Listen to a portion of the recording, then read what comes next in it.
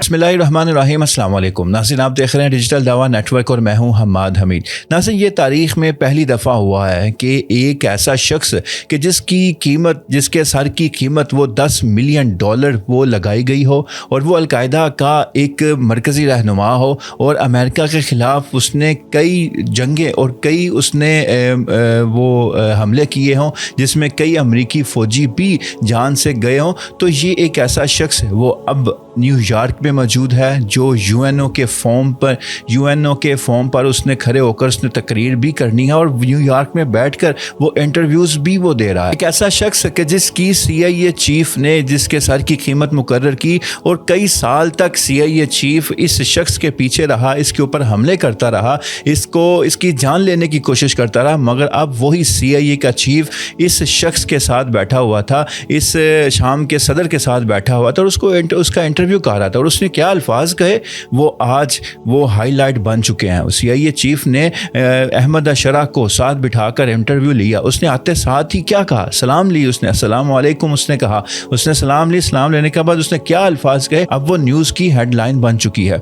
अब नाज़रीन, इस अहमद अशरा की बैकग्राउंड आप सभी जानते हैं कि ये अलकायदा के मतलब मरकज़ी रहनुमा रहे हैं, अलकायदा के एक्स लीडर हैं ये। इन्होंने कई कार्रवाइयाँ अमेरिका के ख़िलाफ़ की, फिर उन्होंने वहाँ से अलकायदा को छोड़ा, उसको खैराबाद कहा और फिर ये शाम में आ गए। शाम जो इनका अपना आबाई इलाका है, ये वहाँ पर आए। बशारुल असद की हुकूमत के ख़िलाफ़ इन्होंने फिर कार्रवाइयाँ शुरू की और फिर इन्होंने बशारुल असद को मुल्क से भगाकर शाम का कंट्रोल हासिल किया। उसके बाद अब ये शाम के सदर हैं और एक ऐसे सदर हैं कि जिसने 60 सालों में ये पहला सदर है कि जिसने अमेरिका का दौरा किया। क्यों?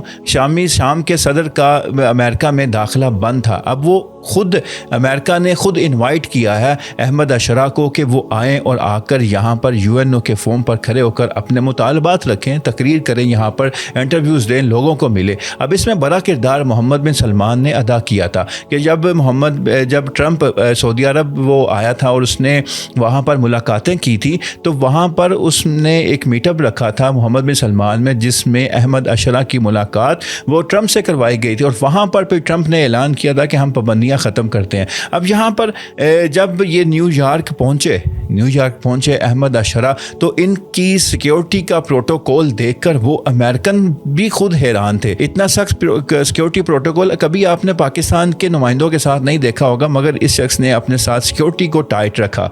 वहाँ पर मतलब काफ़ी लंबी गाड़ियों की कतार थी कि जिसमें अहमद अशरा जिस गाड़ी में आए उस गाड़ी के साथ लंबी सिक्योरिटी की गाड़ियों की कतार थी। और फिर उसके बाद जब वो गाड़ी से उतरे फिर आए तो अच्छा खासे सिक्योरिटी वाले थे जिन्होंने अहमद अशरा को घेर रखा था और उन्होंने अपने ही घेरे में होटल के रूम तक पहुंचाया। नाज़रीन, अब CIA के चीफ को इंटरव्यू दिया। ये पहला इंटरव्यू था जो न्यूयॉर्क में बैठकर अहमद अशरा ने इंटरव्यू दिया। अब वो CIA का वो चीफ था कि जिसने अहमद अशरा के सर की $10 मिलियन उसने कीमत मुकर्रर की थी। और फिर ये उधर इराक़ में ये जब अमेरिका इराक़ में था और अलकायदा उसके ख़िलाफ़ मतलब अमेरिका और अलकायदा की जंग थी, तो ये अहमद अशरा अलकायदा का तब हिस्सा था और तब ये अमेरिका के ख़िलाफ़ ये जंग लड़ते रहे, अमेरिका के खिलाफ ये हमले करते रहे। और ये CIA का चीफ अहमद अशरा को मारने के लिए हमले करता रहा, इसको पकड़ने के लिए हमले करता रहा। उसने इस बात का एतराफ़ किया, उसने कहा मैं आपके पीछे था और आपके लिए दुआ गो था। ये उसने तंज़िया जुमला कहा या उसने वैसे कहा, उसने कहा मैं आपके लिए दुआ गो था और आपके लिए परेशान भी था। अब ये उसने तंज़िया ही कहा होगा, क्योंकि एक शख्स जिसने 10 मिलियन सर की कीमत मुकर्रर की हो तो वो कैसे दुआ गो हो सकता है, कैसे वो परेशान हो सकता है।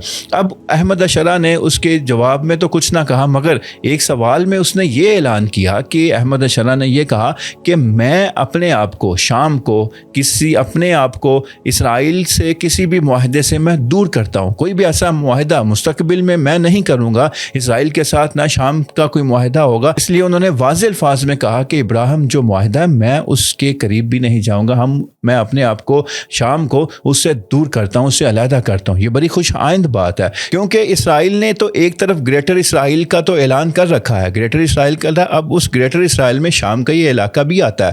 اب یہ اسرائیل تو نہیں چاہے گا کہ یہاں پر یہ شامی اسٹیبل ہوں، وہ تو وہی چاہے گا کہ یہ اسٹیبل ملک نہ ہو اور پھر اس کے اوپر مطلب کنٹرول حاصل کرنا آسان ہو۔ اس لیے احمد الشرع کا یہ بات کہنا، یہ بات کرنی کہ میں اپنے آپ کو اسرائیل سے مطلب دور کرتا ہوں، اسرائیل کے ساتھ کسی بھی معاہدے سے میں لا تعلقی کا اعلان کرتا ہوں، تو یہ ایک ایسی بات ہے جو امریکہ میں بیٹھ کر کی گئی ہے۔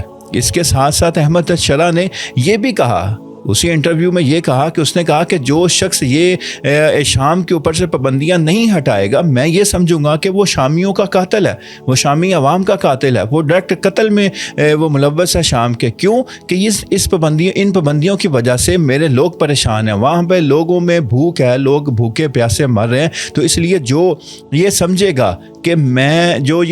گا کہ شام سے پابندیاں نہیں ہٹانی چاہیے، تو میں یہی سمجھوں گا کہ وہ شام کا دشمن ہے، شامیوں کا وہ شامی عوام کا دشمن ہے۔ اس لیے یہاں پر آیا کہ شام کے اوپر جو بھی پابندیاں، جتنی بھی پابندیاں، سینکشنز ہیں، جتنی بھی ہیں، وہ ساری ختم کی جائیں اور ختم کرنے کا اعلان کیا جائے۔ اس نے کہا میں اس کام کے لیے میں ٹرمپ سے دوبارہ ملاقات بھی کرنا چاہوں گا کہ ٹرمپ سے میری ملاقات ہو اور میں وہاں پر یہ بات رکھوں کہ یہ پابندیاں ساری ہٹائی جائیں، یہ ساری پابندیاں ختم کی جائیں۔ تو ناظرین، اس شخص کے بارے میں پروپیگنڈا بہت زیادہ کیا جاتا ہے۔ اس پروپیگنڈے میں کون سی لابی شامل ہے وہ آپ سبھی جانتے ہیں کہ یہ شخص کس کیٹیگری کے لوگوں کے خلاف اس نے شام میں آ کر کس کیٹیگری کے لوگوں کے خلاف اس نے اپنی کارروائیوں کا آغاز کیا۔ میں اگر نہ بھی بتاؤں تو آپ لوگ جانتے ہیں کہ یہ شخص کس کے خلاف تھا۔ اب وہی لوگ اس کی حکومت میں آنے کے بعد، کیونکہ ایران کا کنٹرول وہ ختم ہوا شام پر، بشار الاسد کے جانے کے بعد شام پر جو ایران کا کنٹرول تھا وہ ختم ہوا، نہ ہونے کے برابر ہے۔ تو اب وہی لوگ پروپیگنڈا کرتے ہیں اس شخص کے بارے میں کہ یہ وہی شخص ہے جو اسرائیل سے یہ مدد لیتا ہے، فلاں شخص سے یہ مدد لیتا ہے، یہ ان کا ملا ہوا ہے، ان کا مطلب کہ یہ پالتو ہے، انہوں نے اڈاپٹ کیا ہوا ہے اس کو، مطلب اس طرح کی باتیں اور اس طرح کی چیزیں کی جاتی ہیں، مگر اس کا حقیقت سے کوئی دور تک تعلق نہیں ہے۔